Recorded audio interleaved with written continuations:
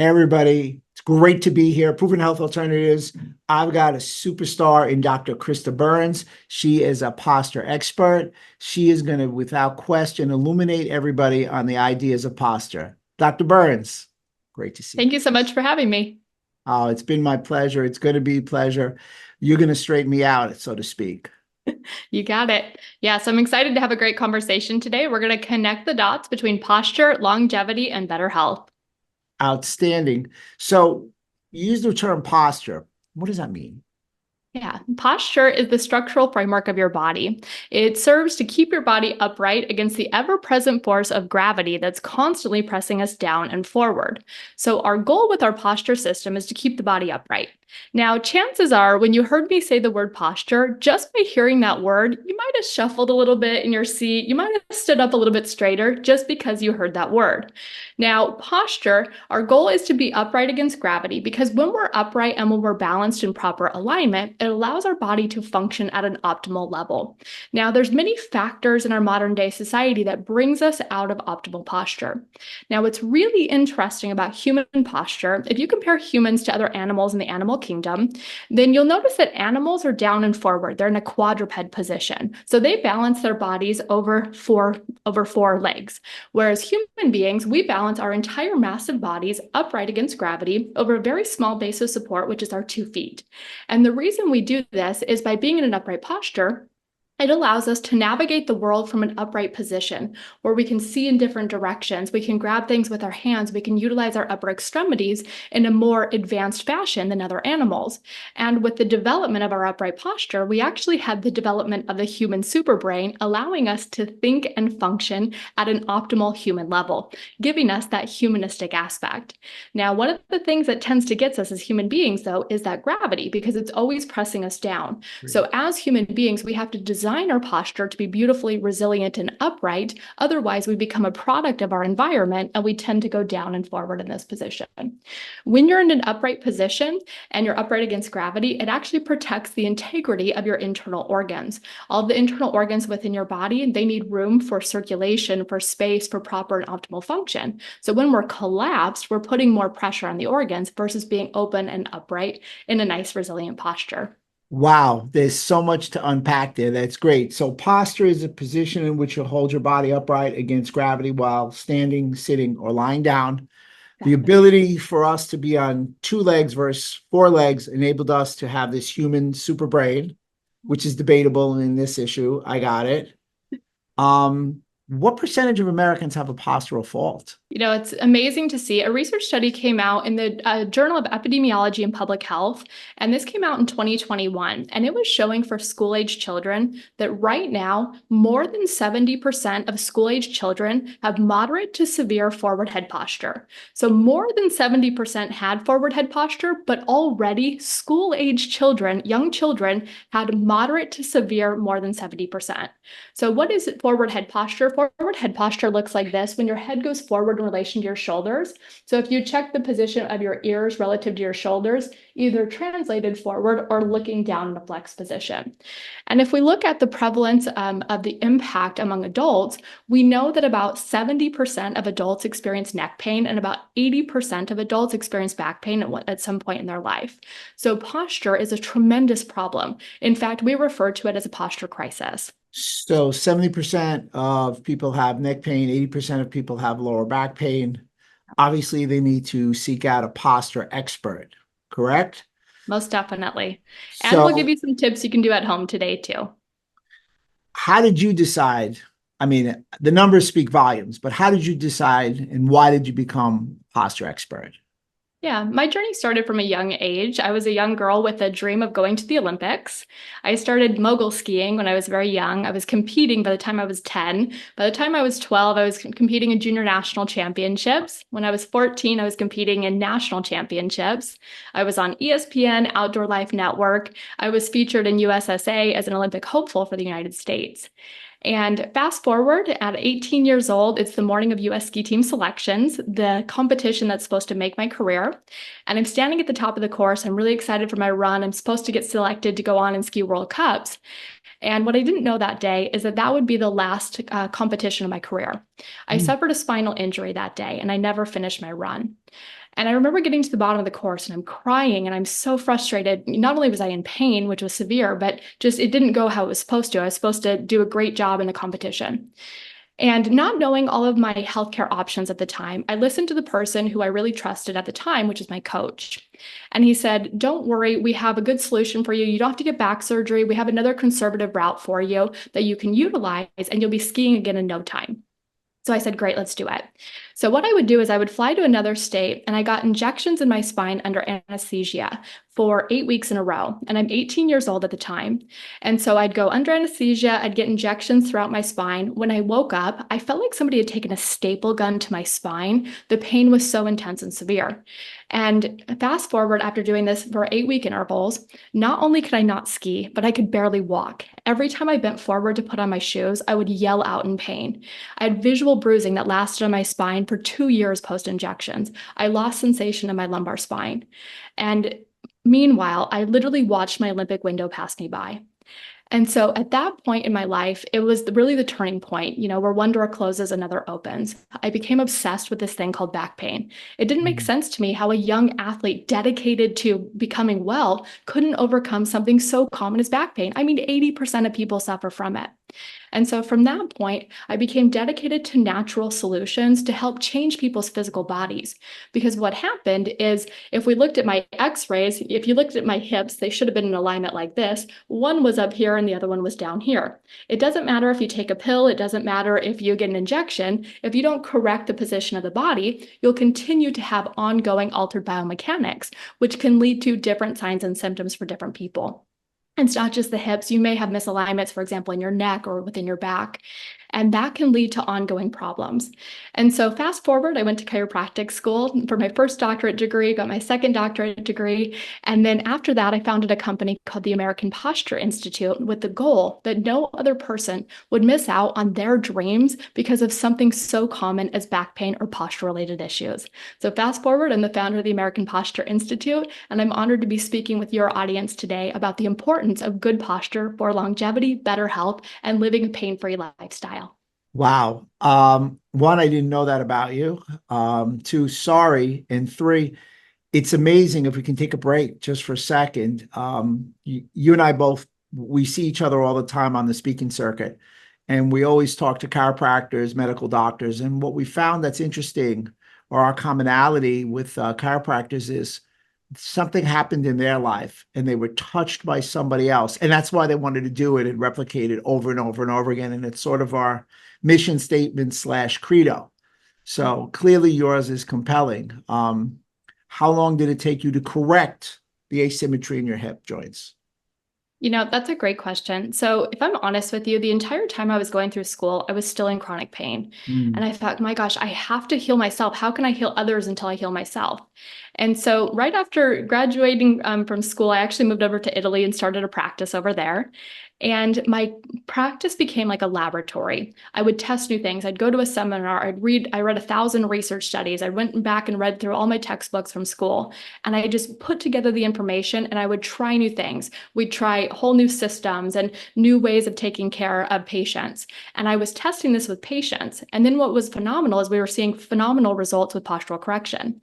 And then how I knew it really worked was I put myself through the system. So we have a system called 12 Weeks to Better Posture.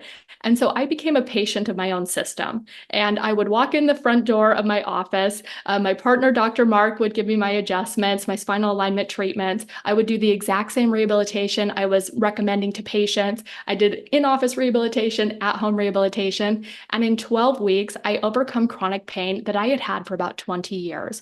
And I woke up every single day in pain. If anybody's ever had that feeling, you wake up in the morning and your back is so stiff, it's like you just, you're barely hobbling around when you get out of bed in the morning. So I went from having chronic pain to overcoming it within 12 weeks. And so I'm so passionate that if anybody out there is listening, if you have this type of chronic pain, if you wake up in the morning, you feel stiff, you feel tired, if you're sitting or standing and you can't sit or stand for more than 30 minutes without fidgeting or feeling uncomfortable, just know that postural correction can be a great solution for you. We don't talk about posture enough. We always talk about corrections, but we don't talk about postural corrections. Yeah. People average about over 3 hours a day on their phone. They check their phone about 58 times per day. They say they have more than half of Americans spend more than 5 hours on their phone. I mean, text neck. Yep, you got it. So what's up with this text neck? What are its downstream effects? Oh my goodness, tech neck is everywhere. And here's a little note. Once I tell you about tech neck, you're going to start seeing it everywhere you look. So be ready. So there's two forms of tech neck. The first form of tech neck is when your neck translates forward. So I want you to imagine that you're sitting at work and you're working on your computer and your neck goes forward like this. So when your head translates forward and your ear is forward in relation to your shoulder, that's one form of tech neck.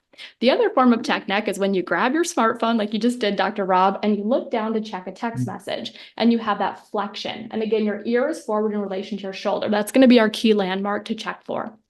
Now, really interesting research came out in about 2014 by a neurosurgeon, and he wanted to evaluate the impact of forward head posture, also called tech neck posture. So those are synonymous terms. So with tech neck posture, he did measurements of just how much pressure was actually put on the cervical spine when the head goes forward at varying degrees. So when your head is aligned over your shoulders, so your ears are aligned over your shoulders, your head weighs approximately 10 to 12 pounds. As the head flexes forward at varying degrees, the amount of pressure on the cervical spine increases. It doubles, it triples. In fact, if you bend forward at a 60-degree angle to check a text message, just like this, you're adding about 60 pounds of pressure on the cervical spine. 60 pounds of pressure crushing down on the cervical spine every time you grab your smartphone to check for a text message. And I think you said that's about 58 times per day. So now just imagine like if you went to the gym. You know when you go to the gym and they have those big round discs that are 50-pound weights? Imagine putting that on your head. I mean, that would be just crippling, right? The thought of having that much weight on your head and on your cervical spine, crushing down on your shoulders. And yet, we're continuously, repetitively giving ourselves this amount of pressure. It's no wonder that about 70% of people are now experiencing neck pain. And if you don't have that neck pain, another symptom you may be experiencing could be headaches. You might have tension in your jaw, like your TMJ, or even tightness in your shoulders. It's very common people who work at a desk and spend a lot of time on their computers that by about 4 o'clock in the afternoon, they're tired, they're rubbing their shoulders, they're going, my shoulders hurt, my neck hurts, they're kind of fidgeting to stay comfortable. All of this is posture related. But the good news is that all of it is reversible. Outstanding. So it's not permanent. We can fix text neck. I call it text neck. You call it tech neck.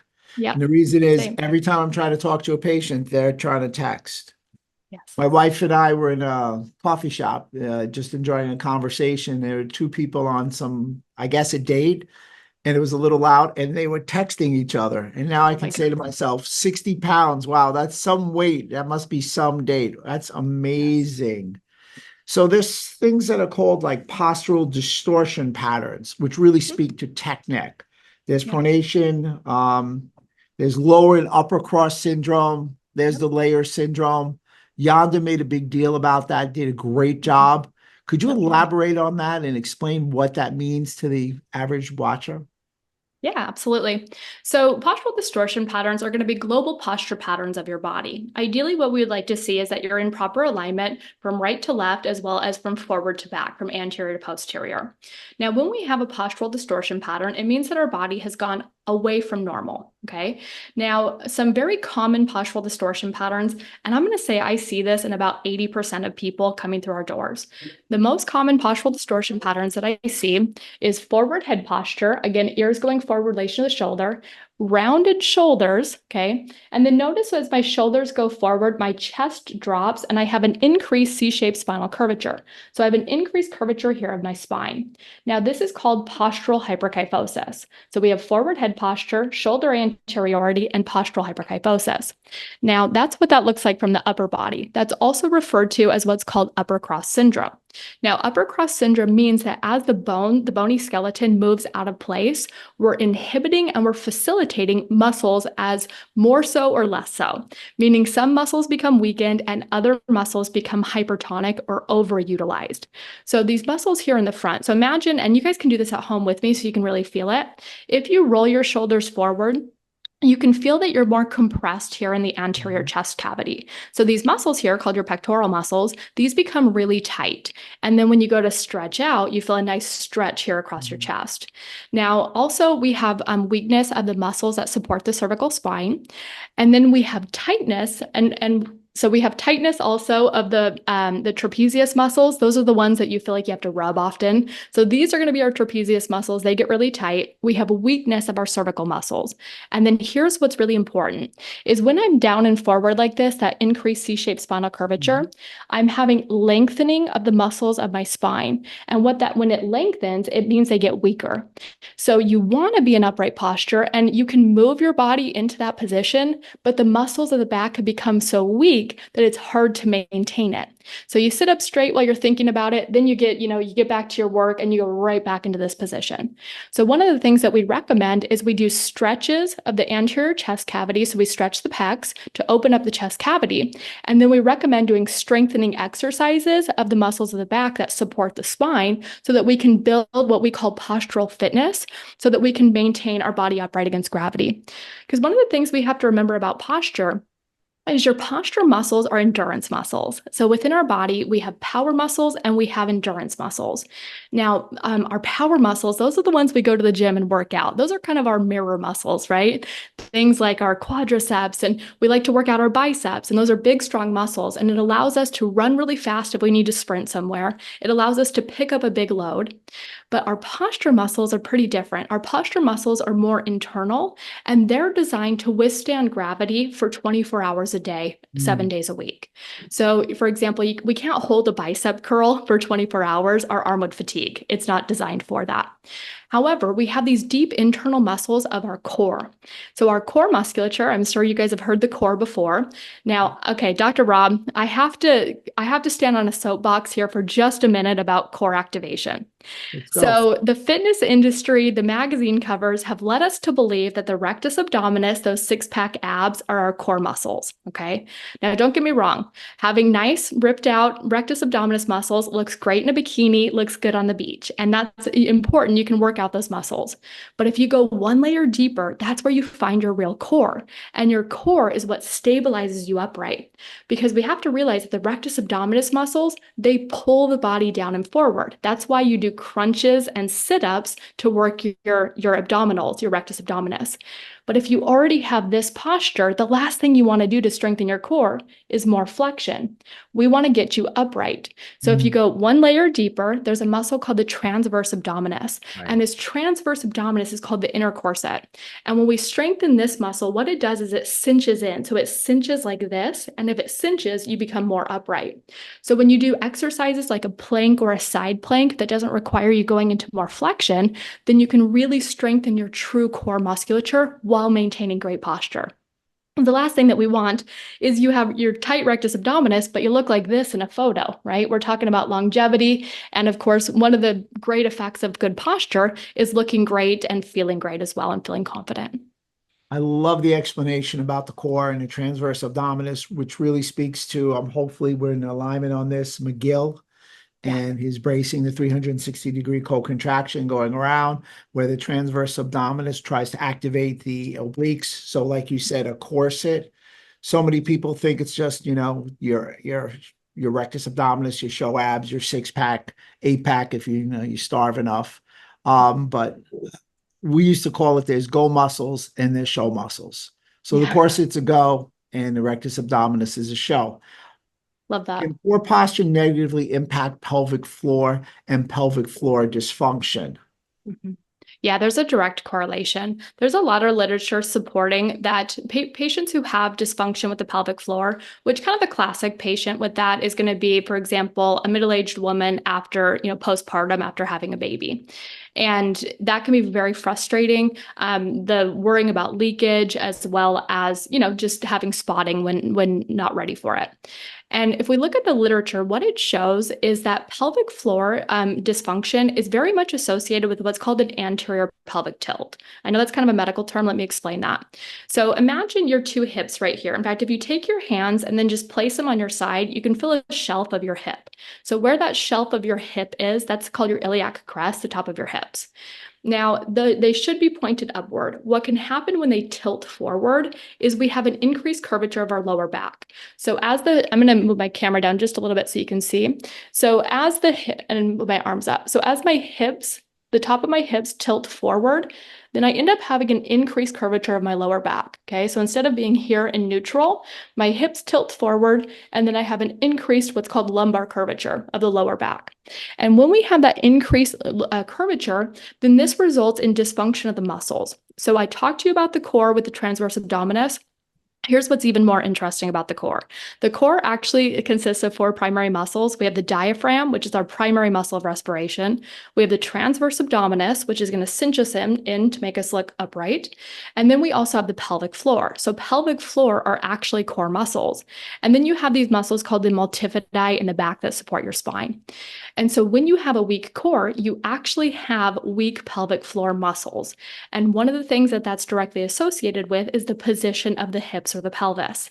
And how you can know you have this, if you were to stand against the wall, you should be able to flatten your spine against the wall. If you notice when you stand against the wall, you have a gap between your back and the wall, even a fist, for example, if you're able to put a fist between your back and the wall, that means that you might have that anterior pelvic tilt, okay? So one of the consequences could be pelvic floor dysfunction, which can lead to uncomfortable situations. So I would recommend doing pelvic floor exercises, but also in addition to doing the exercises, let's make sure that your pelvis is in the correct position so it doesn't keep coming back and you can get the most benefit from those exercises.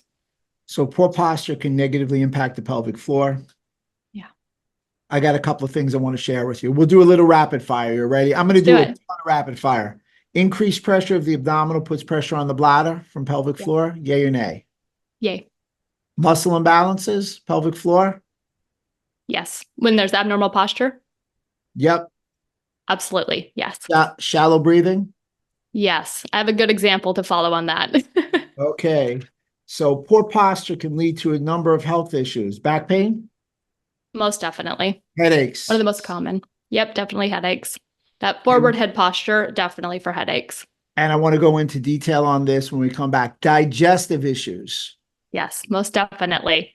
And I know you're the expert with digestive issues, but definitely from a postural correction perspective, if we are out of alignment and we are crushing down on our organs, then we have less space for digestion. We want to get the patient upright.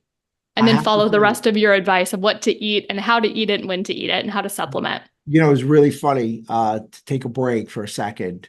I do all this gut stuff and all this digestion issues. And a young lady come in, 15 years old. She says, you know, Dr. Rob, I like you. I'm not getting better as quick as I thought I should. You haven't talked about my bad posture. I thought you were a chiropractor. And, you know, I'm saying this and it's recorded. I'll tell you, shout to the proverbial solar plexus. And then I saw something that you did and you mentioned the digestive issues. And I'm like, this is why every day you go and, you know, you hope your day's better by learning just one thing and helping one more person. So we definitely have to go over the digestive issues. Fatigue. Oh, absolutely. Because you're using your muscles more when your body's out of alignment. All right. And I know you said you wanted to run with something, so go with it. Yeah, breathing example. And as you guys are doing that, as you're listening at home, I'd love for you to do this exercise with me so you can really feel it. So when it comes to posture helps you look good, it helps you move better, and it helps you feel better. Also, it helps you function better. And one of the best ways where we can feel that is with our respiration system or breathing patterns. So what I want you to do at home, and permission to have horrible posture right now, is I want you to slump forward with your shoulders rounded forward and your head forward. And from this position, go ahead and take a deep breath in and just see what that feels like. Okay, from this position, when you breathe in, you're going to feel really restricted. Now, what I want you to do is I want you to bring your shoulders back, chest forward, bring your ears back over your shoulders, and from this position, take a full inhalation and exhalation. Can you feel a difference? If you tried this at home, I know that the second time when you had proper posture, you could feel an extreme difference in your ability to breathe properly, full inhalation and exhalation. What happens when we come in this rounded C-shaped spinal curvature, also referred to as a postural hyperkyphosis with forward head posture, when we have this position, we're inhibiting the diaphragm. Your diaphragm, found right here just underneath your rib cage, is your principal muscle of respiration. And when that becomes inhibited because it's being blocked by your posture, by your rib cage, now what we have to do is we have to recruit other muscles that aren't designed for breathing to help us bring in oxygenation. So we start using muscles of our upper extremity, of our shoulders, of our neck to bring in air. And you'll notice that it's shallower. So you take in less oxygen and it took more effort. Now, when you have upright posture and when you have nice room within your rib cage, you're able to bring in a full respiration with less effort. Now, when we're here and we bring in shallower respirations, in order to make up for that, we start breathing faster. Now, faster, shallower respiration is referred to as what? Hyperventilation. Hyperventilation is associated with what? When you're hyperventilating, you're more stressed out. So with our nervous system, we have the parasympathetic nervous system and the sympathetic nervous system. Sympathetic, we've all heard of as that fight or flight nervous system. Now, we need that when we're in a fearful situation, but if we're just sitting at work or we're just scrolling on social media, if we go into this shallow breathing, we start hyperventilating, which stimulates our sympathetic nervous system. And so it keeps your body in that stressed out mode. And then you start releasing things like cortisol, which are associated with weight gain and keep you in a more stressed out mode. So by simply, and you guys hear this all the time, if you're feeling stressed out, what's like the number one piece of advice? Oh, just take a couple deep breaths, you'll be fine. I say yes, but with the caveat, straighten your posture first. Now from here, take a couple nice deep inhalations and exhalations, and that'll help shift you out of sympathetic into parasympathetic mode and help you be more resilient to fighting stress. So you spoke about sympathetic. So immediately lights up, obviously, vagus nerve, phrenic nerve. We won't go down that rabbit hole. But for me, mental health, mood, stress, personality, number one thing that everybody's talking about today. How does posture affect those symptomologies? Yes, directly correlated. In fact, in the DSM, which is utilized for diagnoses for psychologists and psychiatrists, they've actually added to that diagnostic criteria of mental health disorders poor posture. Because you can see when somebody's not feeling good, not feeling well, what do we do with our posture? In fact, I can be here, I'm closed off, I'm down and forward. And we think about the words in the English language. When I'm feeling depressed, I'm literally pressing down with gravity. When I have an uplifted mood, I'm literally feeling uplifted and I uplift my posture system. So the words make sense with what we do with our body relative to how we're feeling and how we're having thought processes. Really cool literature came out in 2010 from Harvard University, and they tested what's called power postures. So power postures, they found that when you stand with upright posture and you have a posture like this that's open, so for example, I have my hands on my hips, holding this posture for as little as even 2 minutes is associated with changing my neuroendocrine impact. It actually changes the chemistry within my brain. So when I have an upright, confident posture, it actually shifts my mood into being more confident. So what they found with these patients, holding it for just even 2 minutes, as little as 2 minutes, is they had increased testosterone output and decreased cortisol output. So you felt less stressed out and you had more testosterone associated with power and dominance. So literally before going into a sales call or a big meeting or even, getting home in the afternoon when you feel tired, go into a nice power posture and then walk in and have confidence when you're speaking to other people or to, go join your family after a long day.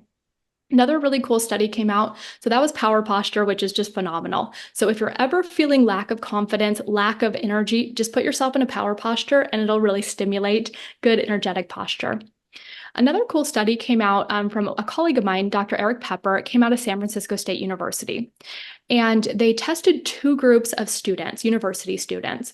Now, the only difference between these 2 groups of students is one group had slumped forward posture, that increased C-shaped spinal curvature, and the other group had upright posture. Now, they put the 2 groups, and they said to both of the sets of the university students, they said, we want you to think about things about yourself, to have memory recall about yourself, and to list out the words that come to your mind, thinking of memories about yourself. And there was a really interesting correlation. They looked at the group with slump forward posture. 86% of this group of students had something negative to say about themselves. They had what was called negative memory recall. So this was already fascinating, a direct correlation. Then they looked at the group with upright posture. And what they found was even more fascinating. They found that 87% of the group with upright posture had something positive to say about themselves. They had positive memory recall. So literally a shift in millimeters from here to here was all the difference in shifting mood, shifting confidence, shifting our ability to believe in ourselves and our self-leadership. So when it comes to mental health is very complex. I don't want you to think that I'm saying just change your posture and you'll never have a mental health disorder. There's a lot more to the story than that. But what I am saying is if we know that by changing your posture, you can change your biochemistry and you can instantly feel more confident and be more resilient to stress, then why not start there? And by changing your posture, we can shift your mood to be more positive. You can have more belief in yourself, more energy, and look more confident to the world as well. Because let's face it, our posture is our first impression. Without question. It's great. And there's an endocrine hack to it all. So with over 80% of Americans having a postural fault, do you think we're in a postural crisis here in America? I think we absolutely are. And what really worries me is that it's only going to continue to get worse. We've seen from the World Health Organization that the leading cause of disability worldwide is neurological disorders. Now, there's a direct correlation between brain function and your posture. Okay. And when we see that patients have poor posture, usually that's early indication that they may have a neurologic deficit to some degree. And so, for example, research has come out showing that when patients have slump forward posture, abnormal gait, which is your posture system in motion when you're walking, these are early predictors of things like dementia in terms of neurological disorders. So I truly believe that we are in a posture crisis right now because we are seeing it everywhere around us. You go to the grocery store, you go, God forbid, going to an airport. I spend a lot of time in airports.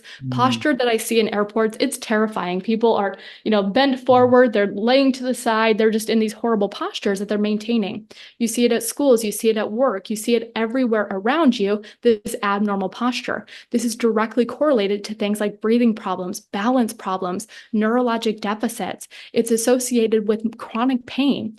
It's also associated with poor mental health. And therefore, we are in a posture crisis because more than 70 to 80% of people are suffering from this.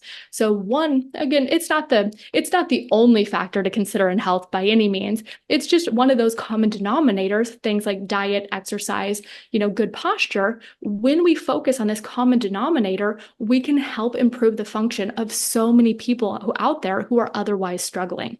And posture commonly gets overlooked because poor posture, tech neck posture, has become the new normal. Notice I didn't say ideal, I said normal. I want you to have ideal posture. You can design your posture to be upright and resilient regardless of the circumstances of your environment, and you are going to have the benefits of better health because of it. And if you don't, you might become a part of the posture crisis as well. A couple of questions. So posture seems to fail as we age, or it's indicative of somebody that's older. Longevity, muscle mass is the cornerstone of longevity. Is there a correlation between the amount of muscle mass for a male and a female and their posture, or their appropriate posture, if you will? Yeah, definitely. Really cool work came out on longevity regarding posture. So definitely we want to work on focusing on developing that muscle mass, like you mentioned. That's definitely associated with longevity. Also, better balance is associated with longevity. Interesting research came out in 2023, and here's what they found. Well, first of all, before I go through the research study, in your mind, I want you to picture somebody who's 85, 90 years of age. What's the image that comes to your mind?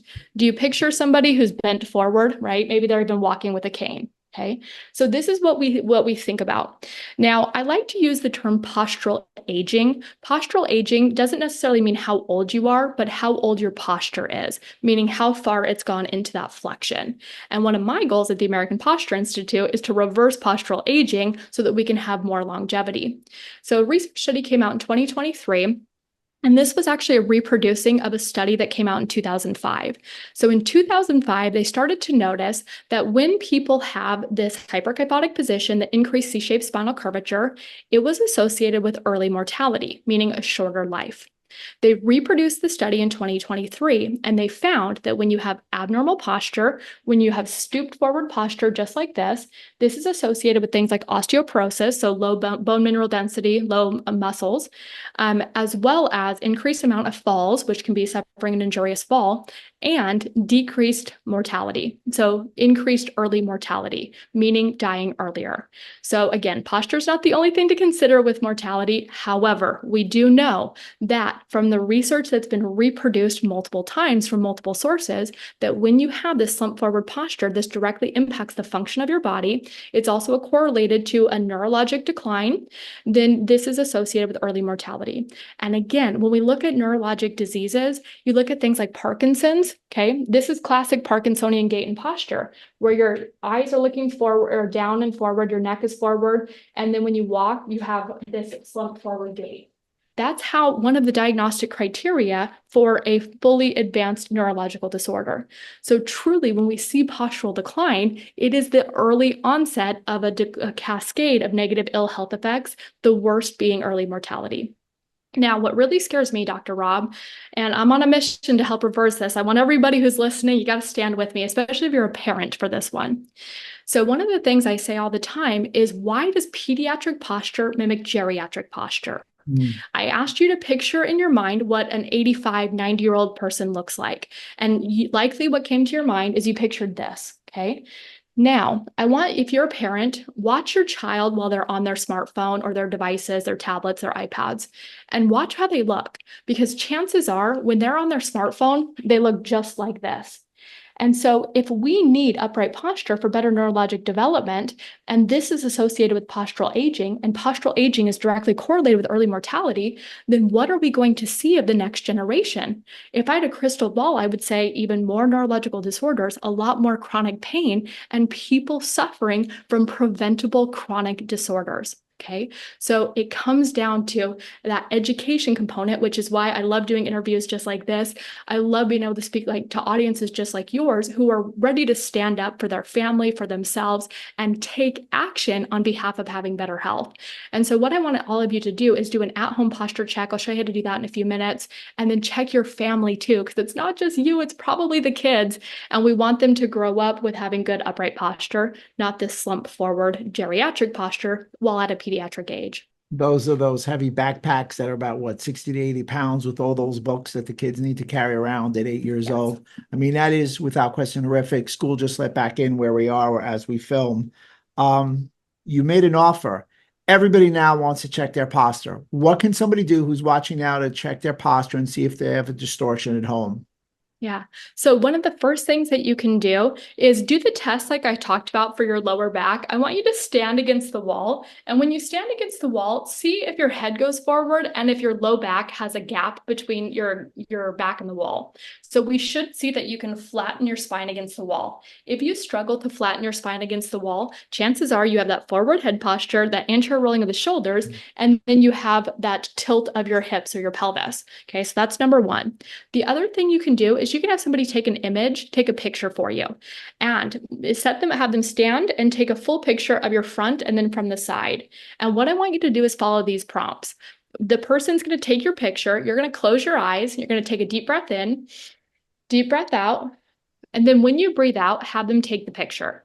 And the reason we're going to have you breathe out is we want to see what your true posture is, so that when you breathe out, are you still resisting gravity upright, or do you go into this collapsed position? So stand against the wall, have somebody take a picture, and then especially when you have that lateral picture, the picture from the side, see if your head goes forward in relation to your shoulders. See if you have that rounding of your spine. Also, if you're a parent, please check your kids. Become a posture detective. It's as simple as just watching them while they're performing their homework or watching a YouTube video. Watch how they sit. Watch how they engage with their technology. Also check your spouse. Okay, same thing, just be a posture detective. And see if you start spotting this thing called tech neck. And if you see that you and your family have tech neck posture and this postural hyperkyphotic increased C-shaped spinal curvature, then we need to get you in for a posture check. And you definitely want to implement some tips that you can do at home. Well, you kind of set yourself up. That's a great lead in. What are your top tips for a pain-free posture that people can do? Home hacks. Yes. So some home hacks. The first two are going to be a couple exercises that you can do anywhere, including your office chair. Then we're going to give you a couple of recommendations. So the first is an exercise. It's called neck retractions. So if you notice that your head goes forward in relation to your shoulders, we want to retract it back. So what you can do is stand against the wall, and then keeping your eyes parallel with the ground, you're going to go forward, retract back, and hold. And just hold it there with your head pressing against the wall and hold for 10 seconds. Go forward, retract back, and hold for 10 seconds. If you're sitting in your office chair, just bring it back if you have a headrest where your head is hitting the back of your headrest of the chair. Perform 5 repetitions, holding for 10 seconds. 5 repetitions, 10 seconds. Perform twice, morning and afternoon. Okay. The next exercise is called a posture angel. So the neck retractions is going to help with that tech neck posture. Then we want to help with that C-shaped spinal curvature. So we want to do what's called posture angels. You can do it standing. I recommend doing it against a wall if you have access. If not, you can even do this in your office chair. What you're going to do is you're going to stand against the wall, flatten your spine. You're going to, with the back of your hands, back of your elbows, back of your shoulders, back of your head, and low back, all flat against the wall. Then you're going to lower as far as you can and hold. What you're going to notice, you're going to hold for 10 seconds. You're going to feel a nice strong contraction of the muscles right between your two scapulae, those shoulder blades. Hold for 10 seconds. Raise as high as you can, keeping everything still against the wall. And then lower again and hold for another 10 seconds.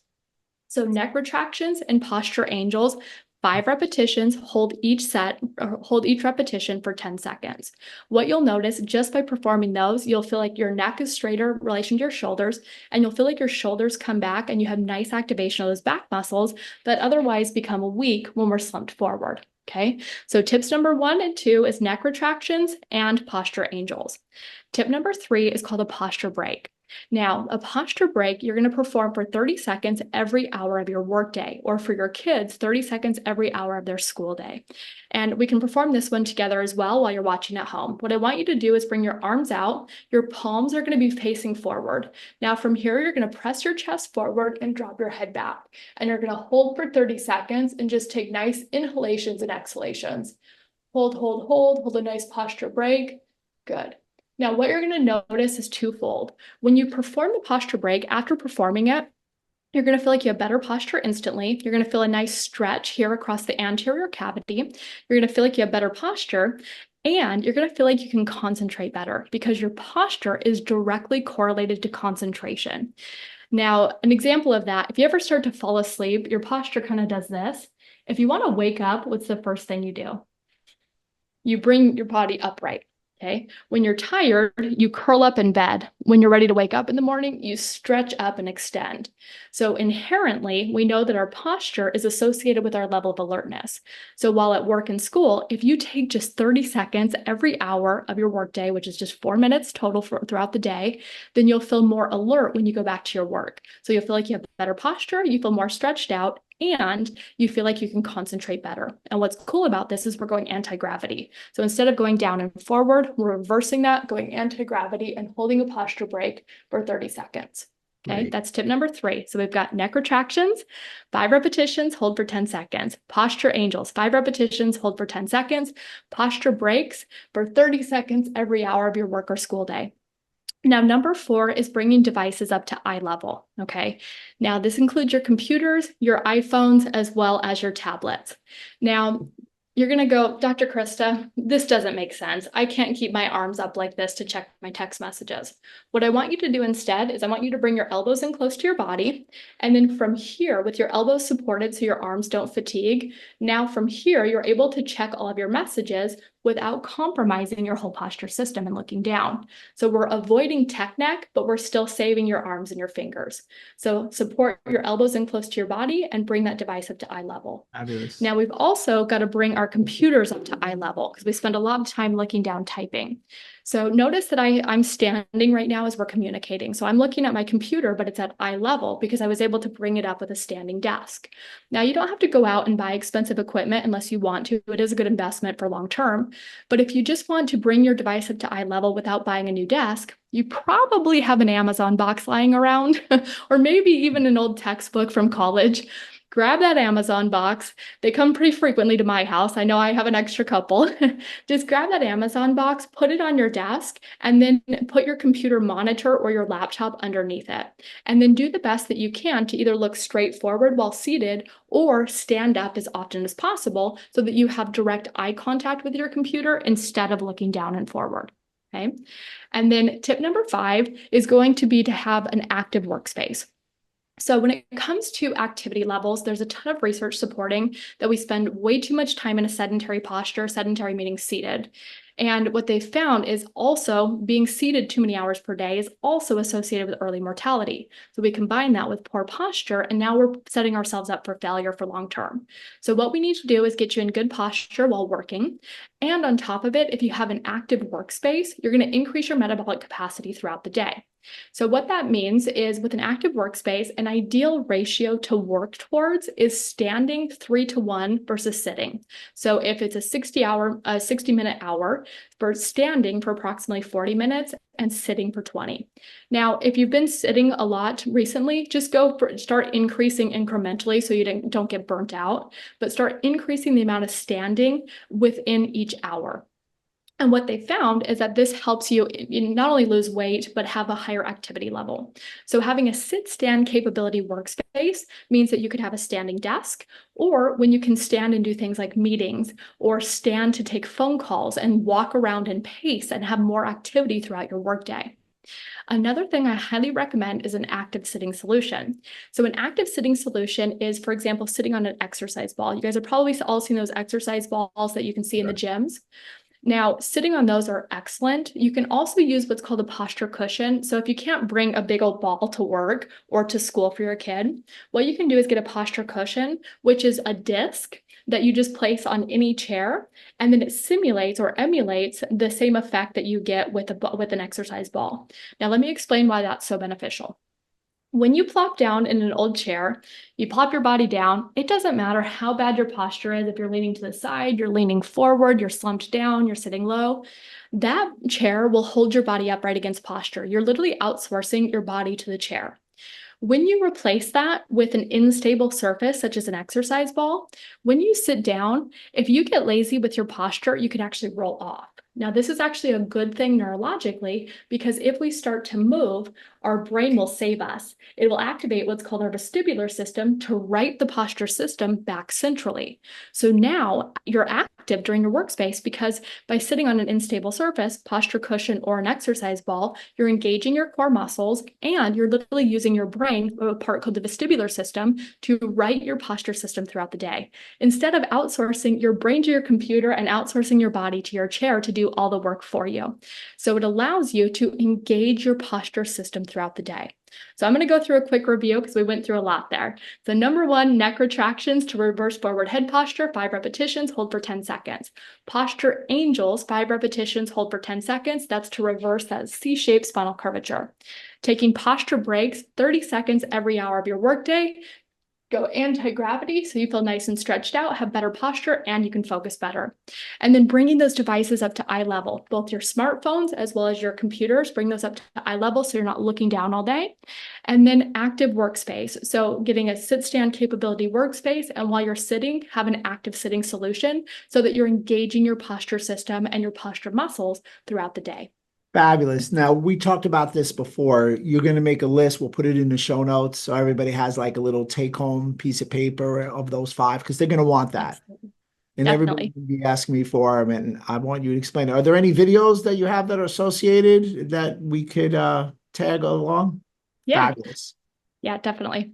We'll get that sent over. All right. So here's the last question of the day. What is next for Dr. Burns and the American Postural Institute?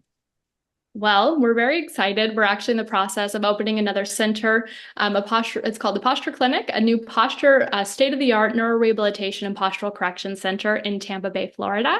So that's the next big move, and also teaching at a university and speaking around the world, educating other healthcare professionals. So here's some good news. If you are interested in what you learned today, we actually have certified about 10,000 healthcare professionals in over 20 countries. So chances are you can reach out to us. We'd love to connect you with a practitioner within your local local area. So we're going to keep making an impact through practitioners, working directly with patients, and of course, spreading the word by doing amazing opportunities like this, like speaking on your podcast. Again, Dr. Rob, thank you for the influence that you have and bringing all of these amazing people together, all ready to take that next step to live healthier. Nobody knows posture better than Dr. Krista Burns. Dr. Rob Silverman, Dr. Krista Burns, Proven Health Alternatives, always yours in postural health.